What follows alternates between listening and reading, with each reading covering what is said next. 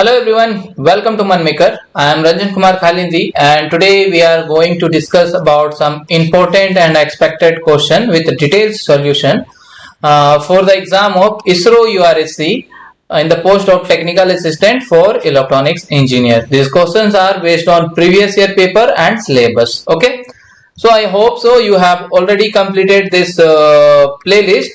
If you not completed, just go through this. In this playlist you will get subject wise, chapter wise or subject wise important questions and some previous year questions with details explanation. Okay, I will put this playlist link in description box. You just go through that, click there, you will get this playlist. Otherwise in YouTube you direct search this one, ISRO Manmaker, then it will come. Okay, and apart from this you have to complete this PDF set also. If you complete it, then it is very good for you. Otherwise you take this one and complete this one, because here you will get some more important and expected questions. Okay, now we'll start our session. So which of the following BJT configuration has highest power gain? Okay, so if we talk about our BJT configuration, so there are three type of BJT configurations are there. Okay, first one is what?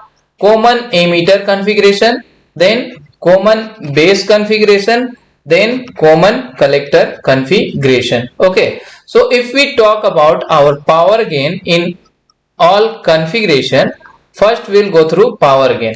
So in power gain for common emitter is what? Is always very high. Okay, it is very high. For common base it is very small, and for common collector it is medium. Okay, so this is about power gain in the configurations. Okay, now for if they ask about current gain. Okay, current gain. So current gain, if they will ask about current gain in common emitter, then it is what? It is medium. It is medium in common emitter. In base it is unity, and in common collector it is high. Okay, this is about current gain. Okay, this is about current gain. Then voltage gain. If they ask about voltage gain, then voltage gain for common emitter, in common emitter voltage gain is medium, and for common base it is very small, and common collector is unity. Okay, so like that you need to remember this table, because they will ask question from anything, either power gain or current gain or voltage gain. So you have to know about all configuration, this power gain, current gain and voltage gain. Okay, so here in the question they asked about high power gain. In which configuration very high power gain is there? So common emitter only power gain is very high. So option B is the right answer. Okay, we'll see next. The average DC voltage of a half wave rectifier circuit is what of the value of the peak input voltage? Okay, so if we see the average voltage, average DC voltage for half wave rectifier, so how we are calculating average voltage? So it is what? It is Vm by 2 pi. It is what? Vm by 2 pi, or equal to 0.318 Vm. Okay, like that you have to remember. It is like formula is Vm by 2 pi, and this is equal to what? 0.318 Vm, or in the percentage it is 31.8%. Okay, this is about half wave rectifier. Suppose if they will ask in full wave rectifier, so for full wave rectifier average voltage is what? Average voltage is what? It is nothing but twice of Vm by 2 pi. Okay, so this is equal to what? Twice of 0.3. This is, sorry, 0.318. That is equal to what? That is equal to 0.636 Vm. Okay, or in the percentage you can write 63.6%. So like this you have to remember about half wave rectifier also or full wave rectifier also. Here in the question they ask average voltage DC voltage for half wave rectifier, so it is option B, 31.8% is the answer. Okay, like that you have to remember everything. Now the 6 volt Zener diode shown in the figure has 0 Zener resistance. Okay, 0 Zener resistance and knee current of 5 milliampere. The minimum value of R so that the voltage across it does not fall below 6 volt. Okay, so in this circuit what we need to find, we have to find this resistance minimum value of this resistance. Okay, so how we will calculate, what is the approach, how we will go through that? So see, this is what, this is load current, and this is what, this is Zener current here, IZ, and one current is coming from here, you can see like it's a source current. Okay, so if we find IL, means if we know load current, then easily we can find resistance value, because this is what, this is 6 volt, so here it is 6 volt, it is in parallel, so across this R also the voltage will be 6 volt only. Okay, so how we will go through that? We can do KCL. Like KCL is what, total incoming current equal to total outgoing current. So here IS is incoming and IZ and IL are outgoing. So IS equal to what? IS equal to, we can write IZ plus IL. Okay, and we know IZ value, knee current we have IZ equal to how much? 5. IZ equal to 5. IZ equal to 5 milliampere. Okay, it is given in question 5 milliampere, but we don't know IS value and IL value. So first we will calculate IS. Okay, IS we can find here, IS is how much? IS we can write this 10 volt minus this 6 volt. Volt is potential difference, 10 volt minus 6 volt divided by resistance is how much? It is 50 ohm. So this is equal to how much? This is 4 by 50, or you can write 80 milliampere. Okay, so IS is what? IS is 80 milliampere. Okay, like that. Now we know IS value. So if we put in this formula IS equal to IZ plus IL, means KCL. So here we have to find what? We have to find IL.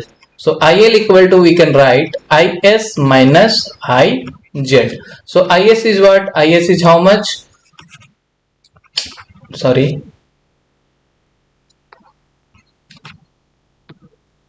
IS is what? IS equal to 80 milliampere minus IZ is how much? Knee current is 5 milliampere. So this is equal to what? This is equal to 75 milliampere. Okay, now we know the IL value also. Now we have to find what? We need to find R value.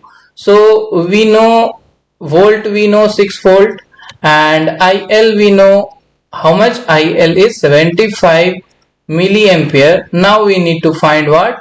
R value. So if we apply what? Ohm's law, V equal to IR. Okay, V equal to IR. So R equal to what? V by IL. Okay, so V is how much? V is 6 volt. IL is how much? 75 milliampere. So 75 into 10 to the power minus 3, like that we can write.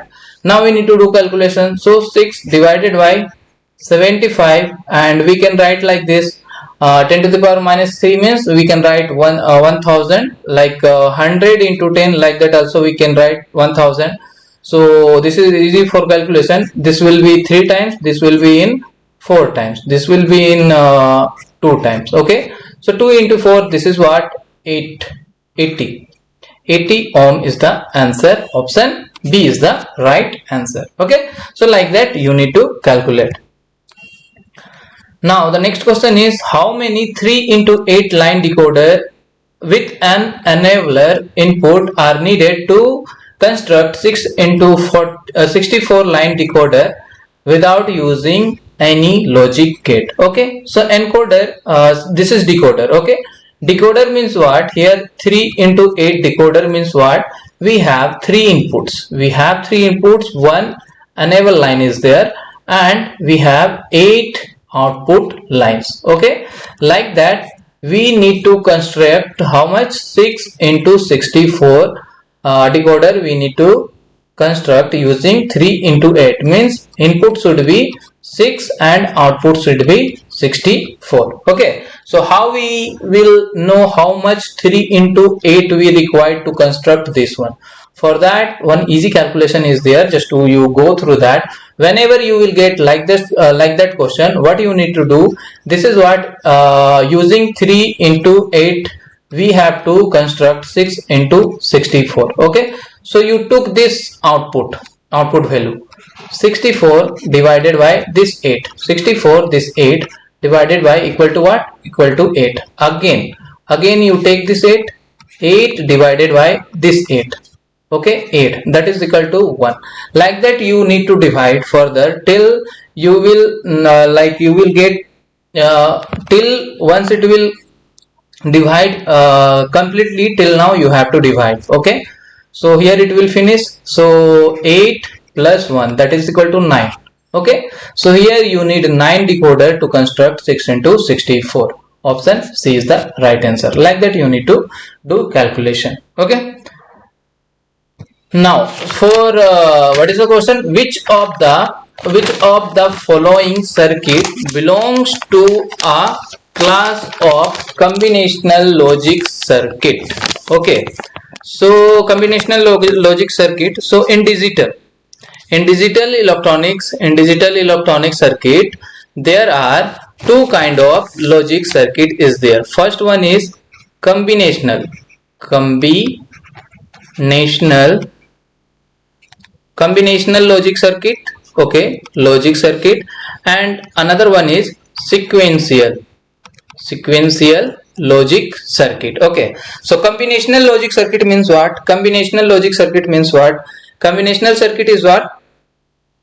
Conventional circuit is in which the present output is depend on only input, present input. Okay, and in combinational circuit they are not using any memory element to store. But in sequential circuit, sequential circuit in which the present output is depend on present input as well as future input also. Okay, if you see the combinational logic example, then combinational logic circuit is like adder, subtractor, multiplexer, encoder, decoder. These are the combinational logic circuit. And sequential circuit using memory element to store like flip-flop. So whenever you will find flip-flop circuit, that is nothing but sequential logic circuit. So like shift register and register and counter, all are the sequential circuit. Okay, so you have to remember these points. And here question asked about combinational logic circuit. So full adder and multiplexer is the combinational logic circuit. This register and counter is the sequential logic circuit. So here A and D means option B is the right answer. Okay, next. A 4-bit gray code for a decimal number 5 is. So we need to find gray code of this 5. Okay, so first what you need to do, you need to convert this thing in binary. What is the binary representation for this 5 is 0101. This is the binary representation of 5, you know, I think. Okay, so how you will convert this is this in the gray form. What you need to do, you need to take this value and you need to apply XOR operation. XOR operation means what? You know, truth table of XOR A plus B. XOR like whenever 0 0 0 1 1 0 and 1 1 like that. So output is this is 0 and this is 1, this is 1 and this is 0. Okay, whenever inputs are same, that time it will low, and whenever inputs are different, that time it will high. Okay, now what is the process to convert this thing in a gray code? You have to take this MSB bit as it is, means 0 means 0. Now you have to take these two to XOR. So 0 and 1, 0 and 1 is what? 0 and 1 is 1. So this is what? This is 1. Again this 1 to this 0 you need to do XOR. So 1 and 0 is what? 1. Again you need to do this XOR. So 0 and 1 is what? This is again 1. So this is the gray conversion of this 5, number 5. Okay. Suppose in question they will ask how you will convert this gray code in a binary value or a decimal value. So for that also you need to know same process is there. 0 1 1 1. Again you take this MSB as a 0. Then you have to take XOR operation only, but output to input. 0 and 1. 0 1 XOR is what? It is 0 and 1. 0 and 1 is 1. Again this 1 to this 1. So this 1. 1 1 is what? 1 1 is 0. Again 0 and 1. 0 and 1 what? 1. So see, binary number came 0 1 0 1. This is what? This is 5. So like that you need to convert gray to binary and binary to gray. So this is option A is the right answer. Okay, next. Determine the bandwidth required for an FM signal having frequency of 2 kHz and the maximum deviation is 10 kHz. So we have frequency is 2 kHz and del f yani ki means maximum deviation is what? 10 kHz. Okay, in FM means frequency deviation. If you calculate bandwidth equal to what? Bandwidth equal to twice of del f plus FM. Okay, so this is what? This is 2 and del f is 10 plus this is 2. So 2 into 12, that is equal to 24 kHz is the answer. Option C is the right answer. Okay. Now next. In the PCM system, if the quantization level are increased from 2 to 8, the bandwidth requirement will be. Okay. So how we are calculating number of levels, mean quantization level. Level equal to what? Level equal to 2 to the power n. Like that we are calculating level. And if we talk about bandwidth in PCM, then it is what? NFS. Okay, N is what? Number of level and number of bit, and Fs is what? Fs is sampling frequency. Okay, so here what they are saying, first L is what? L value is quantization level is 2. Okay, if quantization level is 2, then what is the value of N? It should be 2 to the power 1 only, then it will become 2, level is 2, right? So here N is what? N equal to, here N equal to 1. Okay, now they are saying this 2 become 8. Okay, this 2 become 8, L become, level become 8. So in this case, what is the value of N? 2 to the power 3 means 8, right? So we know we get the value of N is what? 3. Okay, so now bandwidth, so bandwidth equal to what? Bandwidth equal to NFS. Okay, so what is the value of N? N is 3Fs. So 3 times it is going to increase if level will increase from 2 to 8. If the quantization level are increased from 2 to 8, then bandwidth will become tripled. Okay, option C is the right answer. Okay, next we'll see. Okay, so a line has Z0 equal to 300 ohm. If ZL equal to 150 ohm, reflection coefficient is, we need to find reflection coefficient. So reflection coefficient is what? Reflection coefficient is ZL minus Z0 divided by ZL plus Z0. So ZL is what? ZL is load impedance and Z0 is characteristic impedance. Okay, so we know the values, just put the values and get the answer. 150 minus 300 divided by 150 plus 300 equal to what? Equal to, if you calculate this thing, you will get 0.333 minus 0.333. Option C is the right answer. Okay, so like this you have to calculate reflection coefficient. Now the antenna employed in television receiver. So in television, what what kind of antenna we are using. Earlier we are using Yagi Uda antenna for TV and all. Okay, if you see the range for this what Yagi Uda antenna, so it is 30 megahertz to 3 gigahertz. Sometimes they will ask about range of frequency also, so you remember this one also. Okay, so okay guys, like this question you will get in this ISRO URSC exam. Just prepare well, complete that playlist also, it will helpful for you. Try to complete that full playlist and this set of PDFs also, so it will helpful for you for your exam. Okay, so till now, okay, thank you guys. Just don't forget to hit this like button in this video and kindly share with your friends, and if you not subscribe my channel, just subscribe my channel, so we will be in touch forever. Okay, so best of luck for your exam. Thank you.